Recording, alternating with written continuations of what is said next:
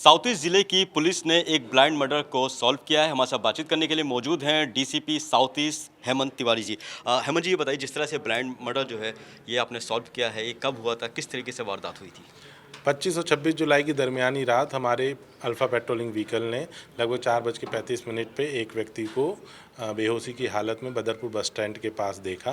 उसे तुरंत एसएचओ बदरपुर को बुला के उनके ईआरवी व्हीकल में एम्स पहुंचाया गया, जहां उसे मृत घोषित कर दिया गया। और हमें पता चला कि इसे के जो लेफ़्ट साइड ऑफ चेस्ट है उसमें 2 स्टैब वुंड हैं। चूँकि व्यक्ति अनजान था तो समस्त सोशल मीडिया के प्रयासों से और मुखबिरों के द्वारा उसकी पहचान की गई, जो मोहम्मद मकबूल अकरम 21 वर्षीय फरीदाबाद में रहता है और पीछे से चंपारण का रहने वाला है। जब हमने तमाम सीसीटीवी को खंगाला तो हमें एक संदिग्ध स्कूटी जैसी स्कूटी दिखी, जिसमें से 3 लोग सवार थे।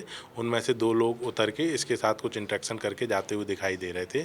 उस इंटरेक्शन के थोड़ी देर बाद ही वो मूर्छित होकर गिर गया था, तो वो हमारी संदिग्ध के घेरे में आई।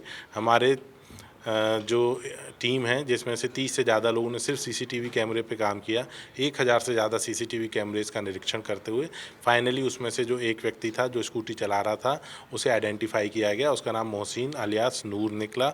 जब उसे अरेस्ट किया तो उसने घटना में शामिल होना कबूल किया और बताया कि वो एक सिग्नेचर होटल ओयो फरीदाबाद में काम करता है। 25 तारीख की रात को वो अपने 2 मित्र दीपक और हिमांशु के साथ था। उन्होंने वहाँ पे खाना खाया, दारू पी और उसके बाद वो तफरी करने के इरादे से निकले। जब वो जा रहे थे तो उन्होंने दूसरी तरफ बैठे हुए विक्टिम को देखा, वो मोबाइल पे कुछ कर रहा था, तो उन्होंने रॉबरी के इरादे से उसके पास गए और मोबाइल छीनने की कोशिश की। जब विक्टिम ने रेजिस्ट किया तो उसे चाकू से स्टैब करके मोबाइल लेके निकल गए। ये पहले से मोबाइल स्नैचिंग करते थे या इनकी पहली वारदात थी? जो इसमें से हिमांशु है उसके ऊपर 6 मुकदमे हैं, जिसमें स्नैचिंग, रॉबरी और 307 है। वो अभी 1 महीने पहले ही 307 यानी अटेम्प्ट टू मर्डर के एक मुकदमे में बेल पे बाहर आया है और वो आदतन अपराधी है। इसमें जो स्कूटी भी प्रयोग हुई है वो भी हमारे सरिता विहार थाने से चोरी पाई गई है। ये बताइए, जो मकबूल था ये बेसिकली करता क्या था? मकबूल अकरम 21 साल का एक युवक था। इसने मदरसे से मौलाना की पढ़ाई की थी। ये अभी कोई जॉब नहीं, गेनफुल एम्प्लॉयमेंट में नहीं था और अपने जॉब की तलाश में था। तो यहाँ पे जॉब करने के इरादे से वो अपने परिवार के साथ, भाई और बहन भाभी सबके साथ रहता था। जॉब तलाश करने के इरादे से यहाँ आया था। इस मर्डर को सॉल्व करने के लिए कितने सीसीटीवी कैमरे को खंगाला गया? इसमें हमने 1000 से ज़्यादा कैमरों को 30 लोगों की से ज़्यादा की टीम ने लगातार 2 दिनों तक खंगाला है, क्योंकि इसमें कोई लीड नहीं थी। उसी सीसीटीवी कैमरे के जो ट्रेल है तब उसी से हम उन्हें पकड़ पाए।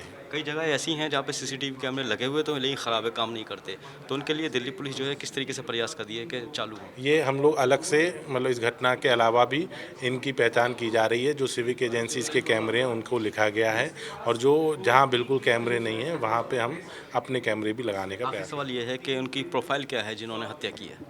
नहीं, ये जो 3 आदमी बताए हैं कि ये तो जो मुख्य आरोपी है वो तो आदतन हिमांशु आदतन अपराधी हैं।